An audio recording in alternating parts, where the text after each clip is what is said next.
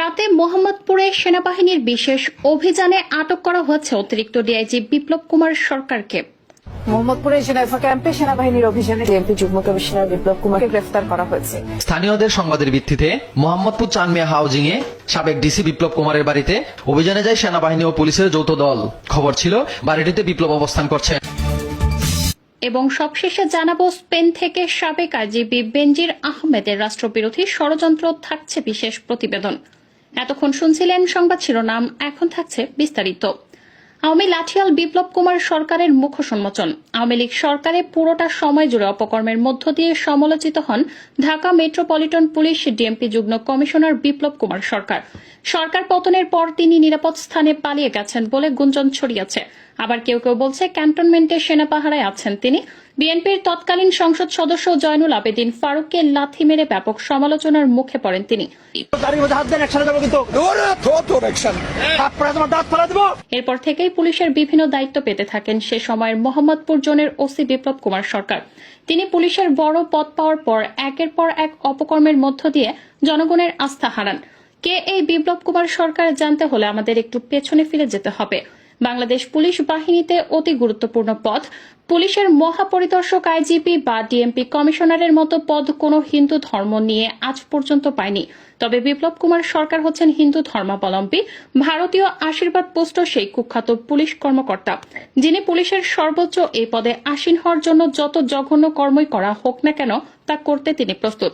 ছাত্রলীগের একজন কর্মী থেকে ভারতীয় গোয়েন্দা সংস্থার ছত্রছায়ায় এই বিপ্লব হয়ে উঠেছিলেন বাংলাদেশে পুলিশের সবচেয়ে প্রভাবশালী কর্মকর্তা। এমনকি খোদ আইনজীবী তাকে জমা খরচ দিয়ে কথা বলতেন, কারণ বিপ্লবের ছিল ভারতীয় গোয়েন্দা সংস্থা রয়ের প্রোটেকশন। বিপ্লবের আস্থাভাজন, কারণ বিপ্লব প্রচন্ড ইসলাম বিদ্বেষী একজন মানুষ। নারায়ে তাকবীর, আল্লাহু আকবার স্লোগান শুনলেই তার শরীরে চুলকানি শুরু হয়। নারায়ে তাকবীর, আল্লাহু আকবার, এটা আমরা জানি। বাংলাদেশের নিষিদ্ধ দল যেগুলো জামাত ইসলামী, জামাত ইসলামের পক্ষ থেকে এই স্লোগানটা সাধারণত দেওয়া হয়ে থাকে। জানা যায়, চাকরি জীবনের শুরু থেকেই বিপ্লব কুমারের বিরুদ্ধে শৃঙ্খলা ভঙ্গের অভিযোগ রয়েছে। 21তম বিসিএস ক্যাডারে চাকরি নিয়ে বিপ্লব সরকার 1994 সালে ছিলেন জগন্নাথ হল শাখা ছাত্রলীগের সেক্রেটারি। জগন্নাথ হলের সাধারণ সম্পাদক থাকাকালীন সময়ে বিপ্লব সহ 15 জন ছাত্রলীগ কর্মী গ্রেফতার হয়েছিল। তাদের মুক্তির দাবি করে বাংলাদেশ ছাত্রলীগের ঢাকা বিশ্ববিদ্যালয় শাখার পক্ষ থেকে একটি পোস্টার বিলি করা হয়েছিল, যার একটি কপি এসেছে আমাদের হাতে। পুলিশ বিভাগে চাকরি হওয়ার পর সারদা ট্রেনিং করেছিল বিপ্লব। তবে নিজের নামের সাথে ছাত্রলীগের ট্যাগ থাকাতে বিএনপির শাসনামলে কোনো সুবিধা করতে পারেননি এমনটি ভেবেছিলেন এই বিপ্লব, যার ফলে 2003 সালে ডিবি ভিসা পেয়ে তিনি পুলিশের চাকরি রেখে আমেরিকা চলে যান। 7 বছর আমেরিকায় থেকে আওয়ামী লীগ সরকার ক্ষমতায় আসার পর 2009 সালে ফেব্রুয়ারিতে দেশে ফেরত আসেন।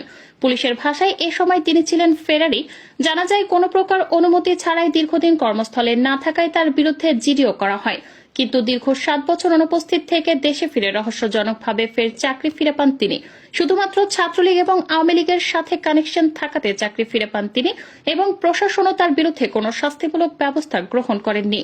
রংপুর জেলার পুলিশ সুপার থাকাকালীন বিপ্লব কুমার সরকারের পরিকল্পনা অনুযায়ী 2021 সালের অক্টোবর মাসে পীরগঞ্জে 20টিরও বেশি বাড়ি ও দোকান আগুন দিয়ে পুড়িয়ে হিন্দু মুসলিম দাঙ্গার অপচেষ্টা চালানো হয়েছিল।